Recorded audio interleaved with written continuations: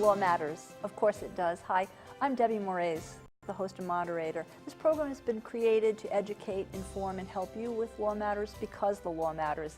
Understand the law better and you're in a better position to decide how to protect yourself, your family, and your business.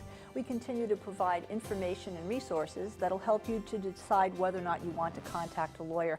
Perhaps will help you to determine that you can handle some issues yourself. If you do need additional outside professional counsel, you'll be better prepared, and so will the professional counsel you select.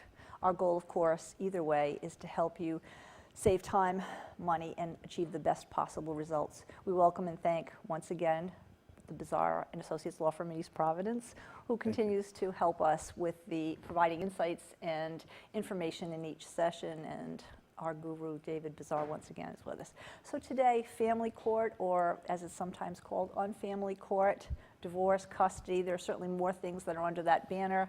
I suppose we should say that there's a difference. Maybe you should address this, David.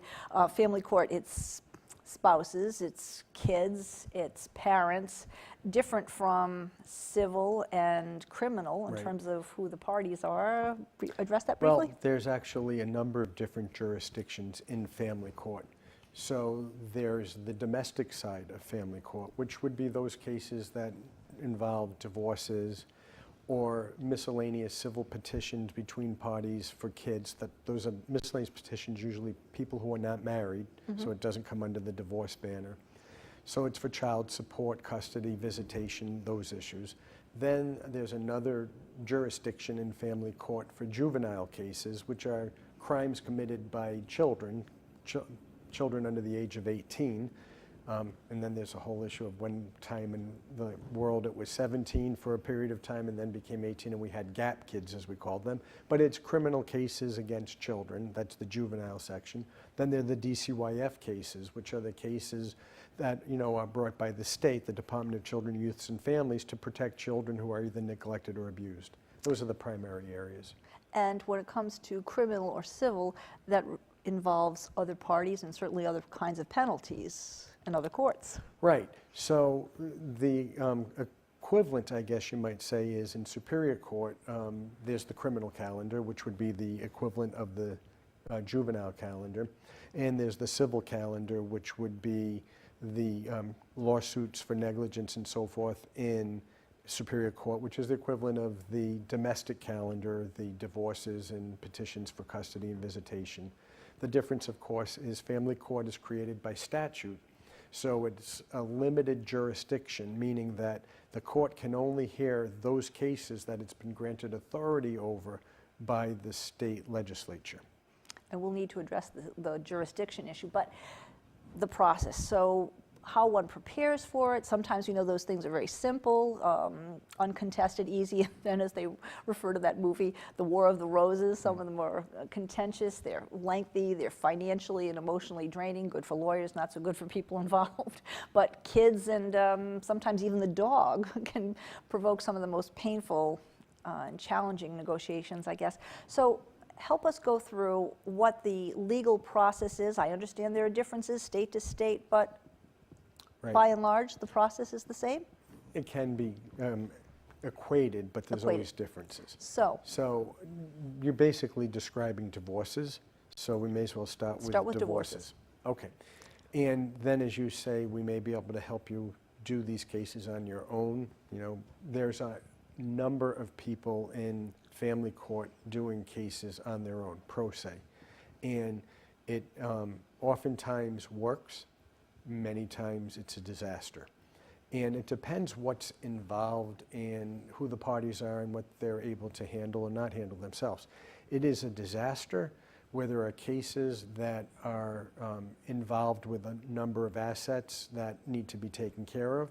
And the more assets, the more need there is for an attorney, because things will always get overlooked and never done correctly, and one party or the other is going to suffer for that.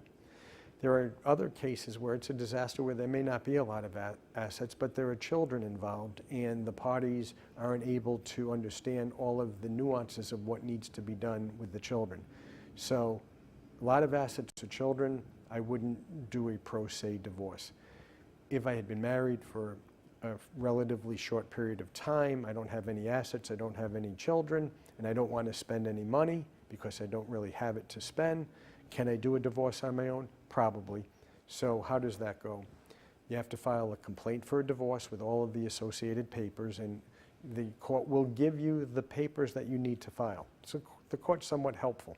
They will not, however, give you any legal advice because they can't. If you want legal advice, go see a lawyer. So you fill out the paperwork, you file it, then it has to be served. Sheriff? Sheriff or constable. The clerk's office will direct you to where the paperwork has to go.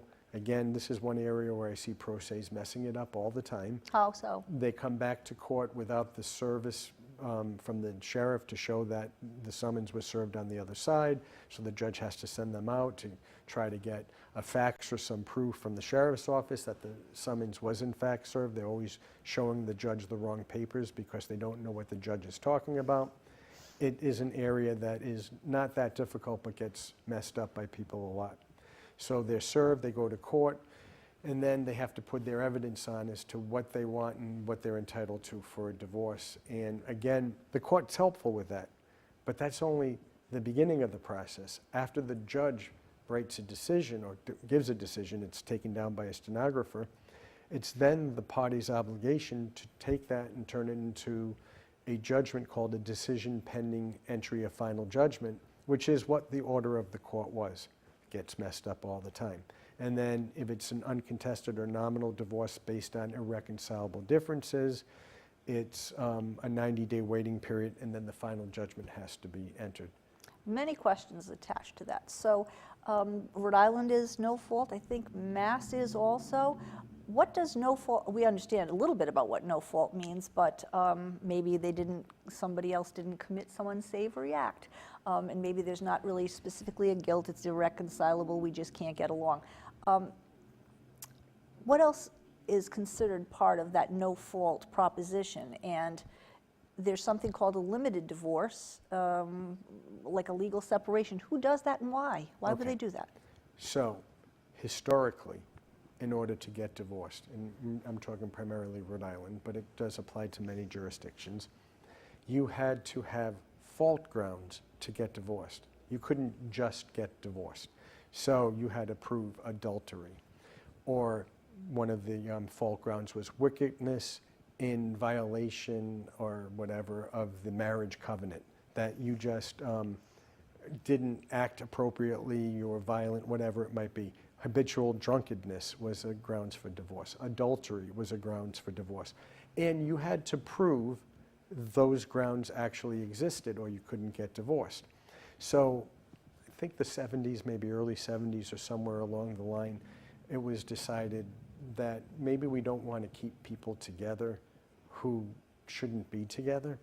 So they developed no fault grounds, irreconcilable differences that have caused the irremediable breakdown of the marriage in Rhode Island, irretrievable differences or something of that nature in Massachusetts.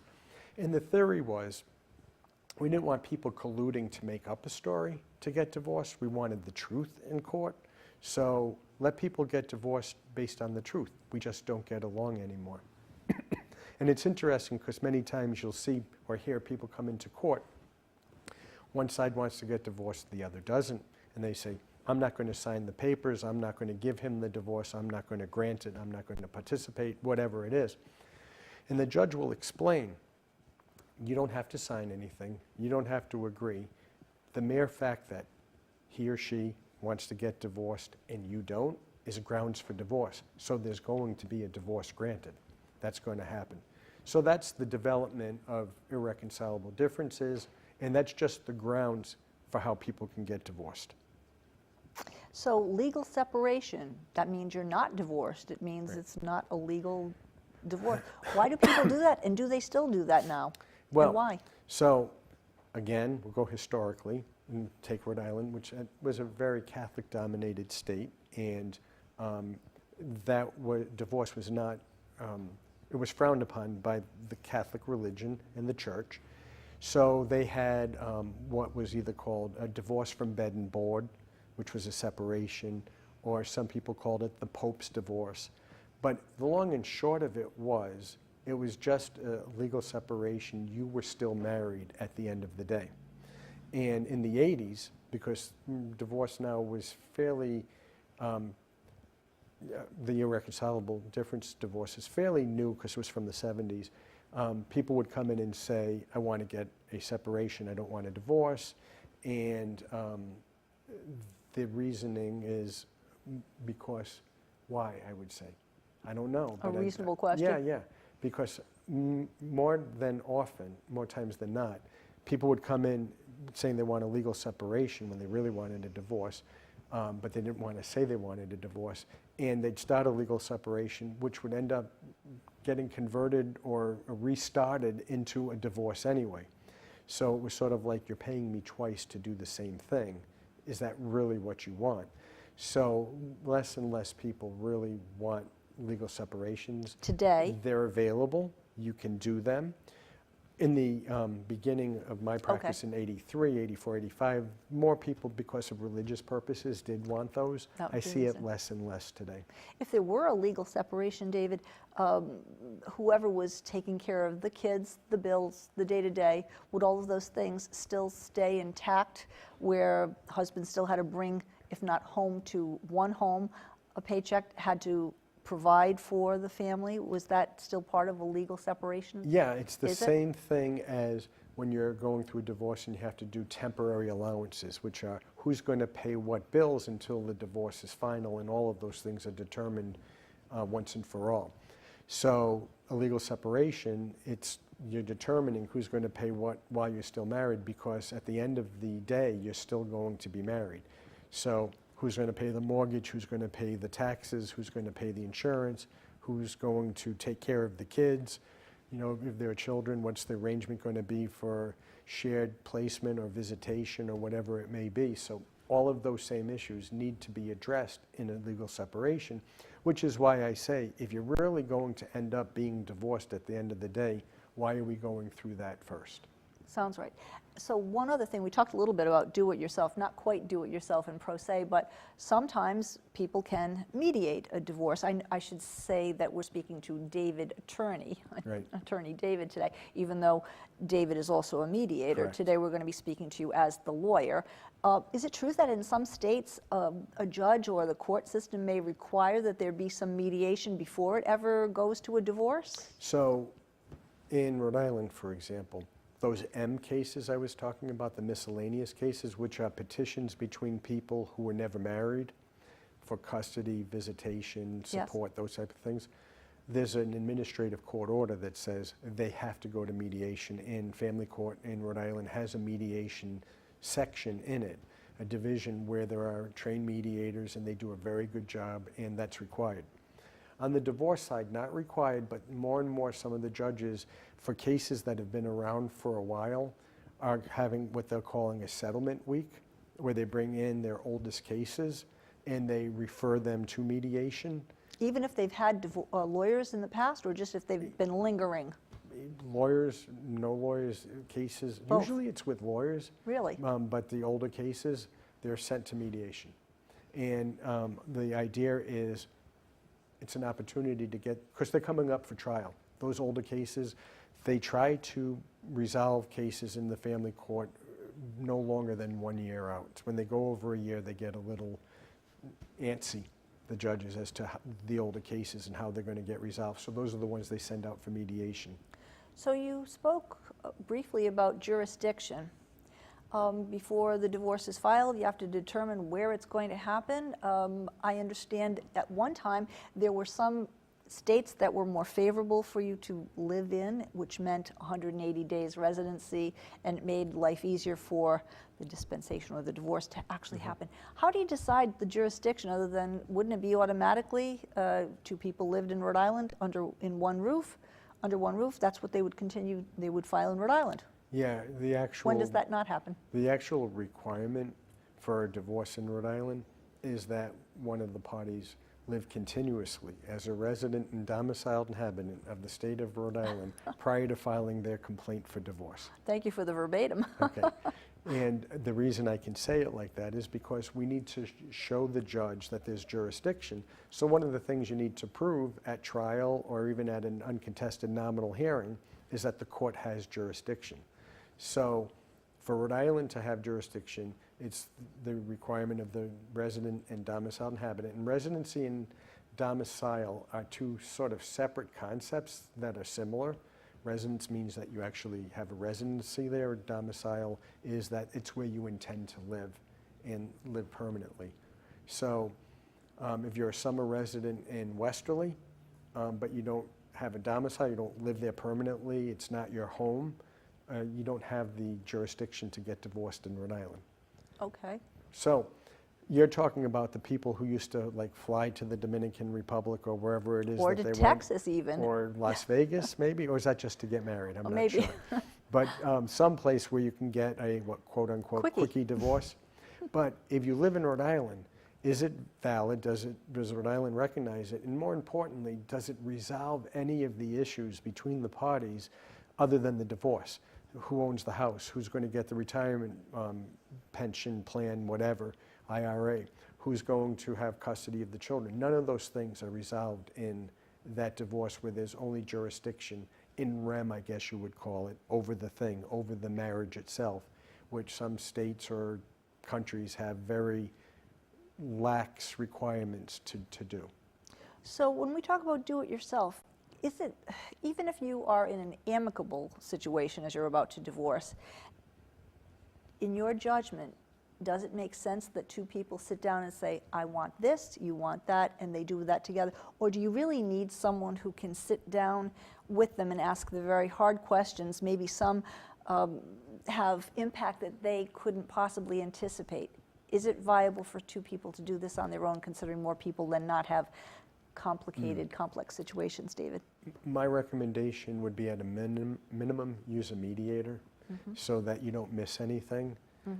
And a mediator is trained to bring the two parties together. So if they're already somewhat on good terms in terms of being able to resolve things, the mediator will know whether they've missed something or not. And that way you go through the mediation.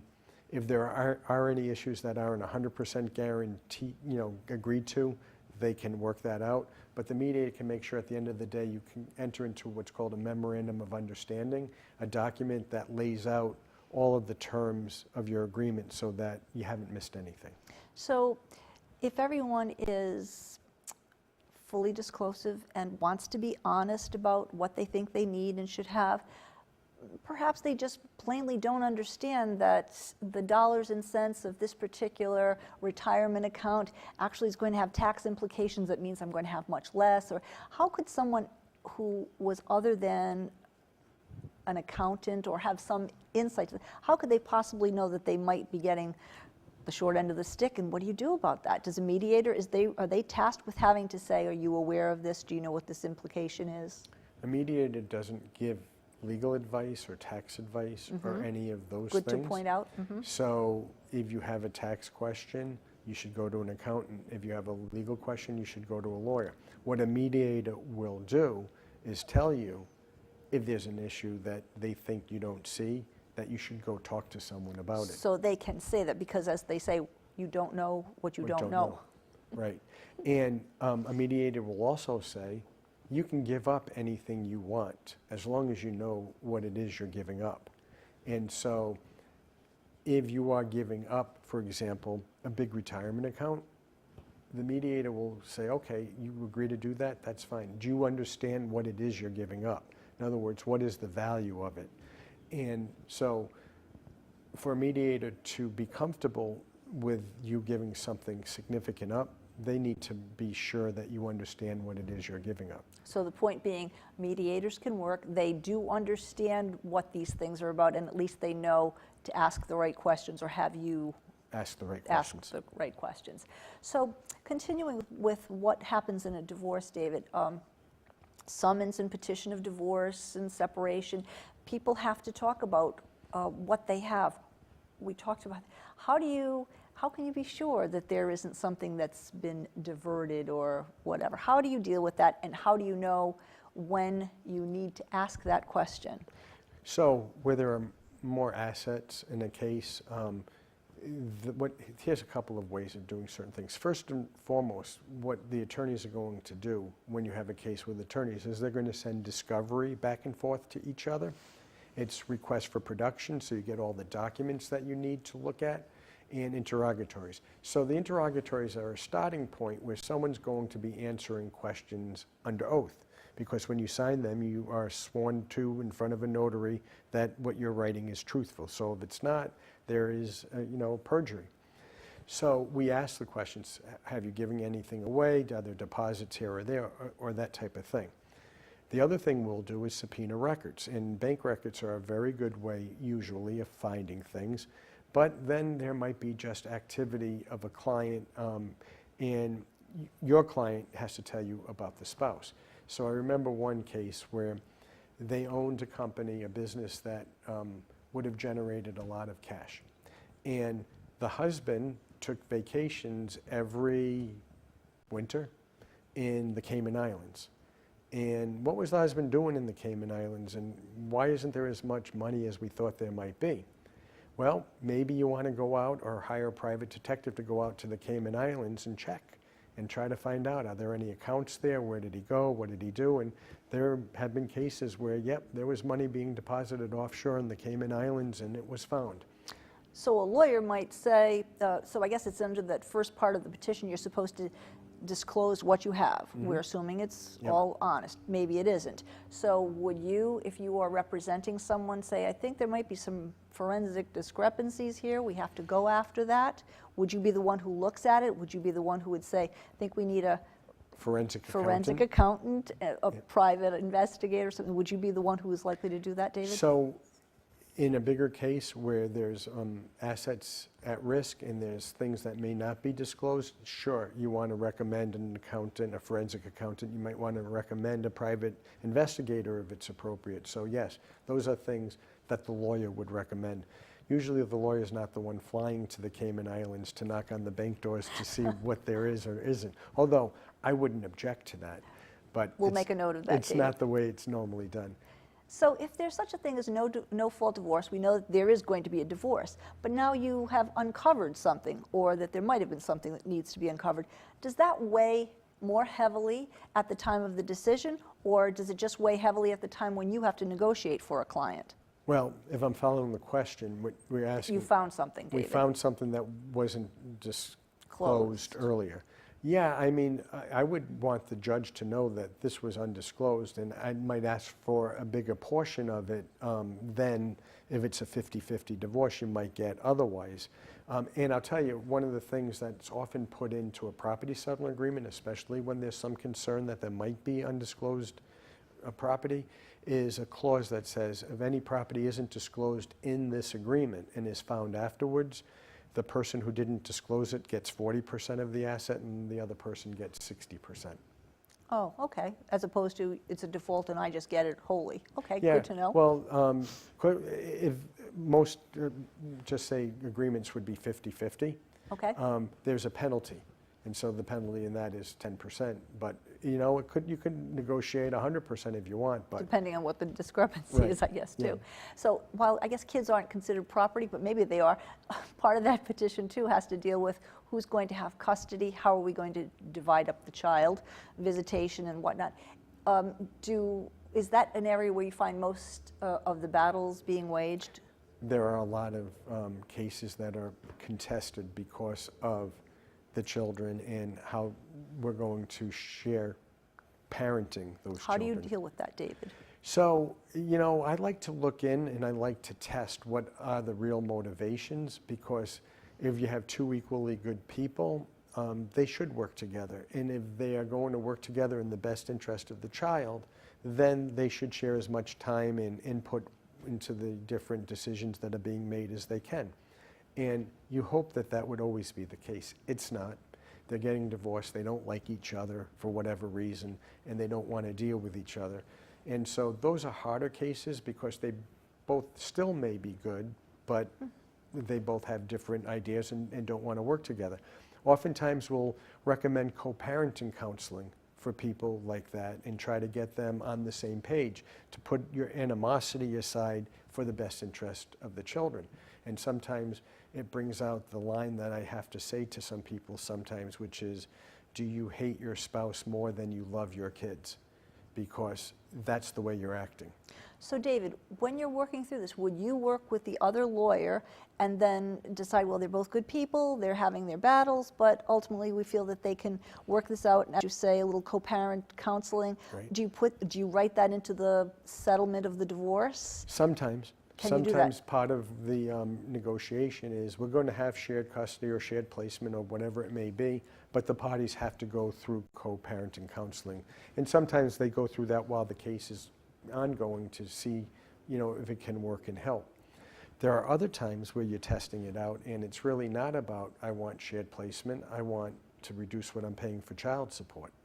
And so those are ones where co-parenting counseling is not necessary, it's a reality check.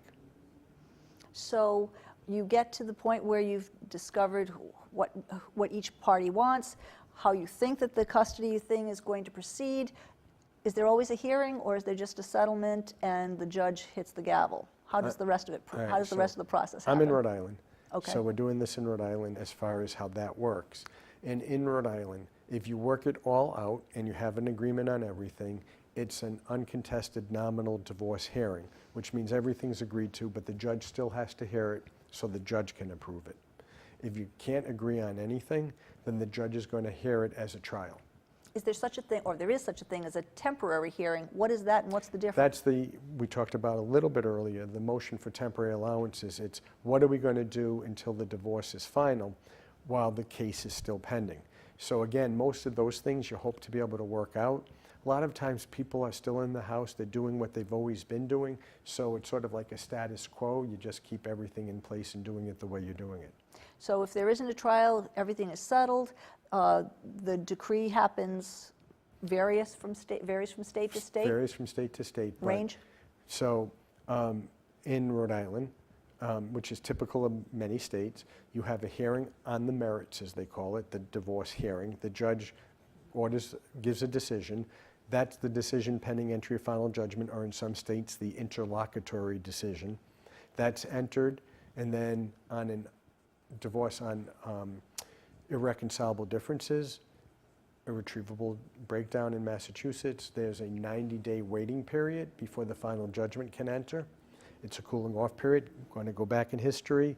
It was so people have a chance to reconcile. It was 6 months at one time. It was a year, maybe even before that, but there's that waiting period. After the waiting period runs, you can enter the final judgment.